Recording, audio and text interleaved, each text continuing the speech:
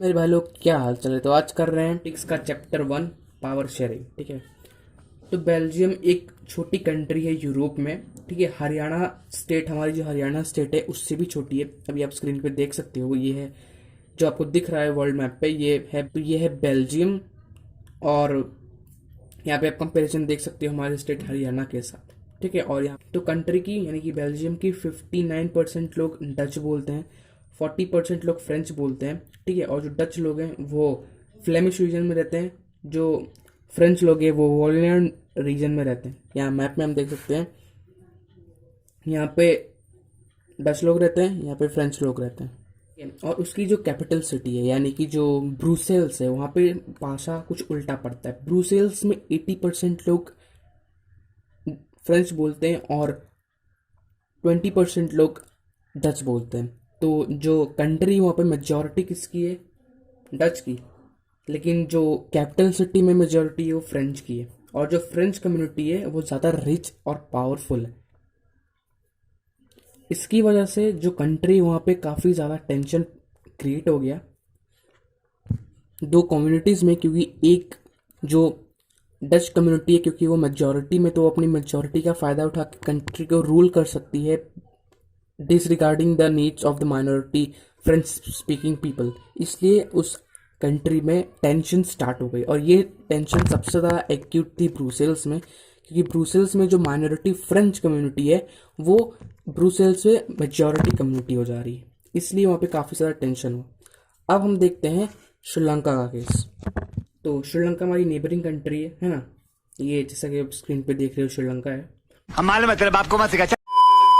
और श्रीलंका में जो 74% लोग हैं वो सिन्हाला बोलते हैं। ठीक है। सिन्हाला एक लैंग्वेज है वहाँ की। वहाँ पे 74% लोग ये बोलते हैं। और जो सिन्हालाज हैं वो बुद्धिस्ट हैं। 18% लोग तमिल स्पीकर्स हैं। और ये जो तमिल स्पीकर्स है या तो हिंदू में या तो मुस्लिम है। ठीक है। और इस 18% में भी दो सब ग्रुप्स हैं। ठीक है। एक है वहाँ के नेटिव स्पीकर्स जो वहाँ पे ओरिजिनली वहीं पे रहते हैं। ठीक है। वो 13% है।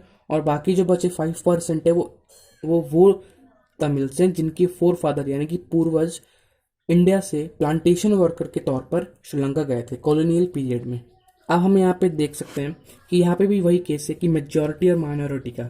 तो यहाँ पे भी मेजॉरिटी सिन्हाला स्पीकर्स कंट्री को रूल कर सकते हैं disregarding needs of the minority Tamil speakers.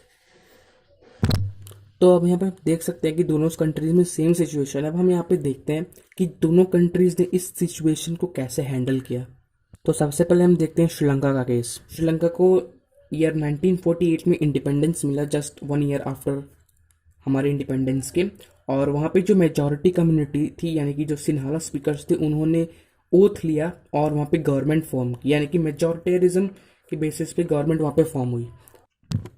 अब क्योंकि वहाँ पे सिन्हाला स्पीकर्स मेजॉरिटी थे और उन्होंने गवर्नमेंट फॉर्म कर ली थी, तो ये ऑब्वियस सी बात है कि वहाँ पे जो सिन्हाला बुद्धिस्ट थे उनको ज़्यादा प्रायोरिटी मिलेगी। ठीक है। इसी के तहत 1956 में एक एक्ट पास किया गया जिसमें सिन्हाला को कॉन्स्टिट्यूशन के द्वारा official language, only official language country का डिक्लेयर कर दिया गया डिसरिगार्डिंग द तमिल लैंग्वेज। यहाँ तक कि जो सिन्हाला स्पीकर्स थे उनको जल्दी जॉब मिल जाती थी, अच्छी गवर्नमेंट जॉब, और जल्दी एडमिशन मिल जाता था। फॉर एग्जांपल के लिए अगर कोई सिन्हाला स्पीकर 60% लाता है, ठीक है, एग्ज़ाम में, और कोई तमिल स्पीकर 80% भी लाता है, और अगर सीट सिर्फ एक खाली है उस कॉलेज में, तो सिन्हाला स्पीकर्स को सीट मिलेगी, इनको सीट नहीं मिलेगी।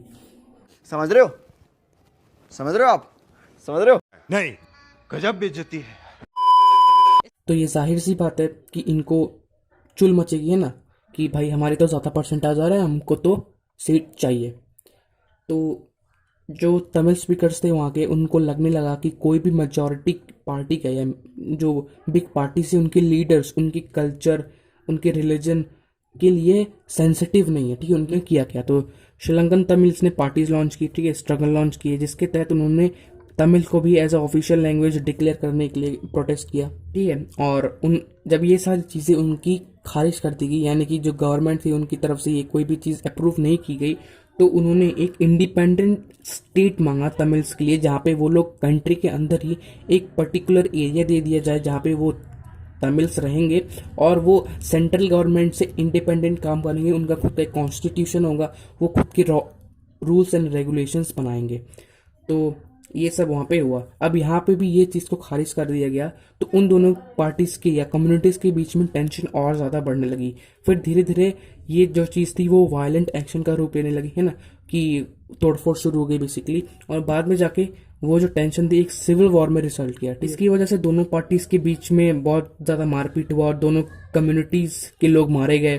ठीक है, इससे कोई बेनिफिट तो बेसिकली हुआ नहीं, और जो इकोनॉमिक स्टेटस था, डेवलपमेंट स्टेटस था श्रीलंका का, वो दिन ब दिन गिरते गया, स्केल उसका डाउन होते गया। तो इस वीडियो में इतना ही। अगर एक्सप्लेनेशन समझ में आई नहीं।